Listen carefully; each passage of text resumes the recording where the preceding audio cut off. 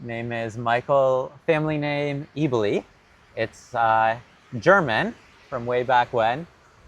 I've heard originally it comes from the German word Übel, which means evil. So hopefully that's not a hopefully that's not a prophecy. Okay. But my family is American, but I grew up as a child in Papua New Guinea, an island north of Australia. My parents okay, were okay. missionaries.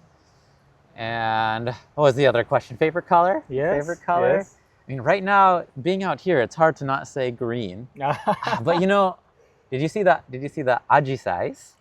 You told me Ajisai, but I don't know what Ajisai means. Ajisai is the hydrangeas that are blooming right now, Or is there like the flowers? blue and purple. Yeah, I just flowers. saw them somewhere down there.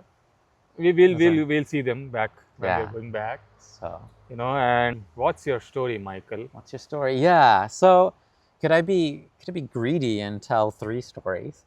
Sure, you can. You have all the time. All the time. Be careful. So I was thinking a bit, and I have 3 stories in particular. I think if I tell these stories, I think you'll know What kind of a man you are, Michael? Right. So the first story I think I have to tell is the story of my parents. Yes. Actually, the more I reflect, the more I experience a gratitude for my parents and who they are. So I want to talk about them first. So, my parents are both Americans. They grew up in rural Wisconsin, America, good families, a good area. And my parents are both very devout Christians. And when they were young, in their 20s, they felt a calling from their life to go and be missionaries. And so by the time I was born, my family wasn't living in, America. I was living in a third world country in the middle of jungle in the middle of the Pacific Ocean. Okay, Papua New Guinea, that's right. Okay. That's right, Papua New Guinea. So, it's a country that is third world. They don't have electricity. It's a developing nation. And my parents, they were Bible translators. So they left everything that they know in order to go, serve a group of people they'd never met, a small village. So within Papua New Guinea, right, there's jungles, there's over 800 different villages that all have their own language. So my parents, we were with a small people group called the Kurti. Kurti. Okay. Yes, Kurti. So maybe a few hundred people, small village in the middle of the island. And so my family, we built a house in their village, moved, we lived with them. My dad spent several years just walking around with a notebook, learning the language, getting to know. That's pretty insane. He has to learn a lot of languages then. Yes, yes, because they didn't even have a formal alphabet, right? Yes. So we want to translate the Bible for them. First, you have to build an alphabet. I want to meet him. Yeah. Sounds like a great man, I respect him so much. Really, both of my parents. I share that because I think from a young age, I was always watching my parents, and I saw how they lived their life with purpose. Yeah. They treated people with kindness. They had integrity. Mm-hmm. And they really lived out this Christian faith of, like, God has done so much for us, and we have to live that way for other people. Mm-hmm. So growing up, I felt very inspired. Like, I want to be kind of person like my parents. Okay. Kind of person that can make a difference for other people. Okay.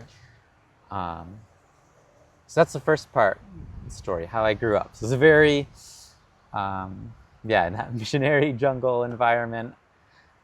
I want to fast forward then through high school to when I was 18 years old. Okay. I think this was a significant part of my life because, at this time I was trying to live like my parents, right? Mm-hmm. I was trying to, read the Bible and follow what the Bible says. To do good things, be kind to others. And at this time, I felt I felt pretty good about myself. I was doing really well in school. I always got good grades. I thought, I always tried to be respectful to my teachers. I always tried to, not curse and not drink and do all these things. And so I felt like, oh, I'm a pretty good person. I'm a pretty good Christian, was how I thought of myself. And during that year when I was 18 and starting college, I experienced God showing me that there's actually a part of my life that God was really displeased with.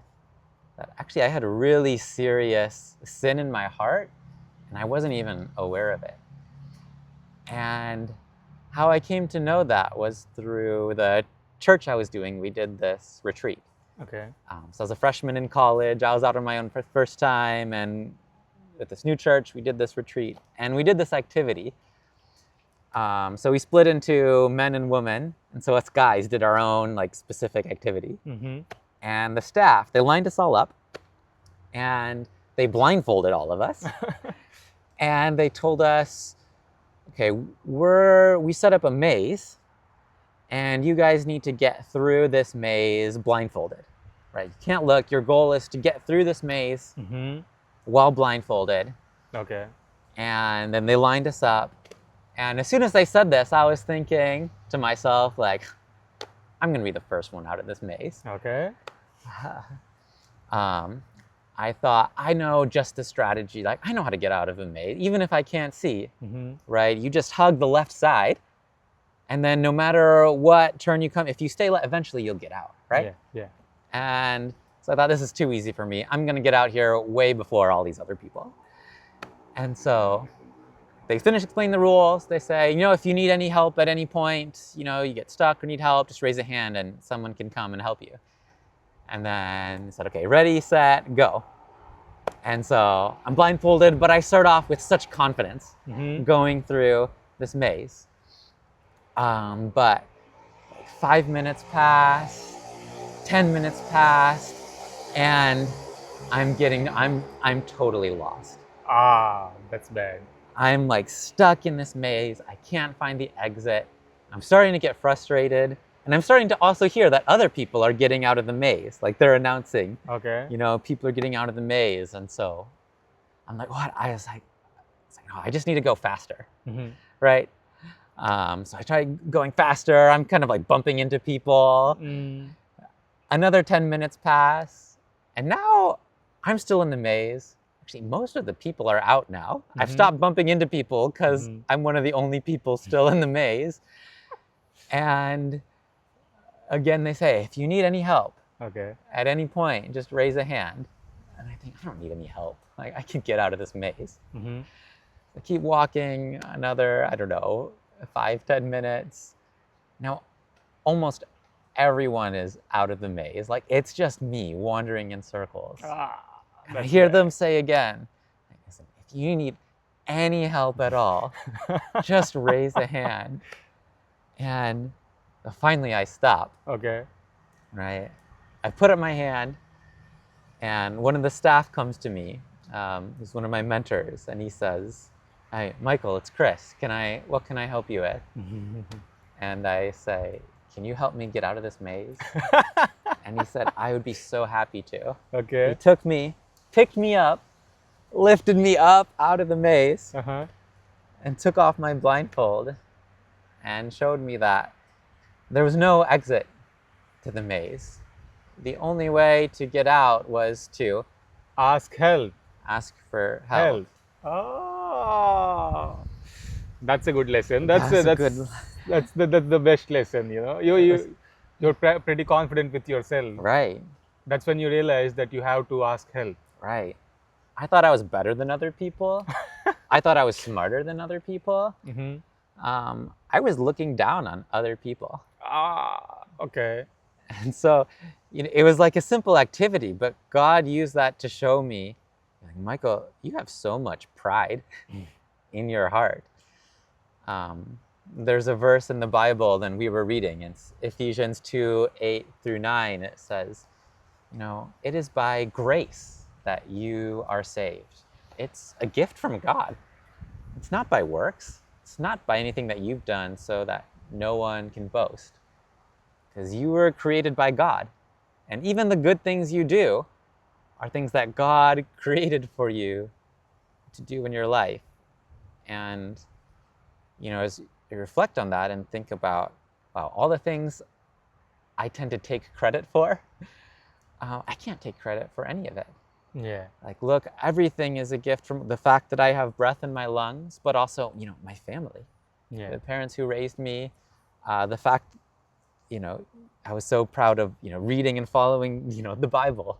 But being able to read those words, that's a gift from God. Mm-hmm. That really humbled me. It was a lesson I needed to see for myself. So that felt so significant, to me at that point of my life. Like, oh, life isn't something that I need to do out of my own strength and power and will. And in fact, if I try, I'm going to run headfirst into these walls. Yeah. But I can ask for help from God. And He listens and hears and is there to help us.